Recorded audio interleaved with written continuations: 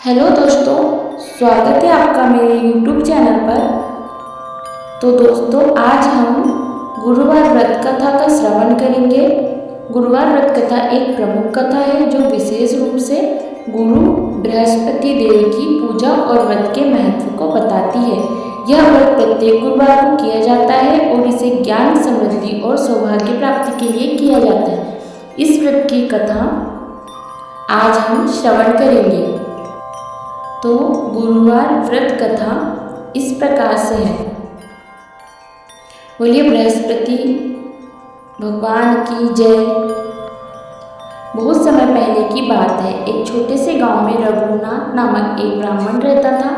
रघुनाथ बहुत मेहनती और भगवान विष्णु के परम भक्त थे, लेकिन फिर भी वह गरीबी से जूझ रहे थे। उनका जीवन बहुत कठिनाइयों में था। एक दिन उन्होंने सुना कि यदि कोई व्यक्ति हर गुरुवार को बृहस्पति देव का व्रत और पूजा करेगा तो उसे ज्ञान, सुख, समृद्धि और जीवन में सफलता मिलेगी। रघुनाथ ने दृढ़ निश्चय किया कि वह हर गुरुवार को उपवास करेंगे और गुरु बृहस्पति की पूजा करेंगे। वह पूरे श्रद्धा भाव से व्रत का पालन करने लगे।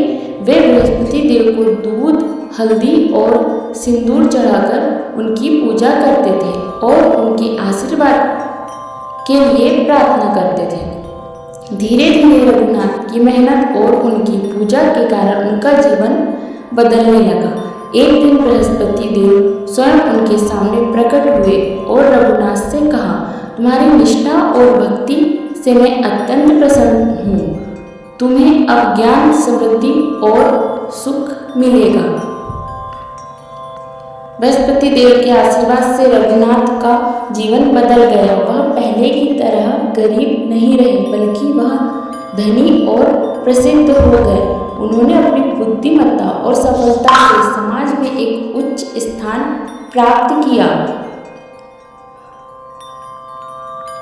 अब इस कथा का निष्कर्ष सुनेंगे। इस कथा से यह सीखने को मिलता है कि गुरुवार व्रत और गुरु बृहस्पति की पूजा करने से न केवल व्यक्ति की आर्थिक स्थिति में सुधार आता है, बल्कि उसे ज्ञान और जीवन में सफलता भी मिलती है। इसलिए गुरु के प्रति श्रद्धा और भक्ति से जीवन में सकारात्मक परिवर्तन आता है।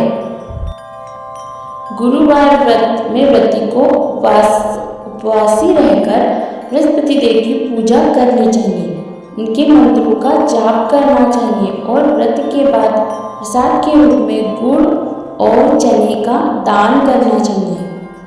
क्या आप इस व्रत के बारे में कुछ और जानना चाहते हैं? यदि आप जानना चाहते हो तो प्लीज़ कमेंट करके ज़रूर बताइएगा। मेरे चैनल को सब्सक्राइब जरूर कीजिएगा और आपको कथा कैसी लगी ज़रूर बताइएगा।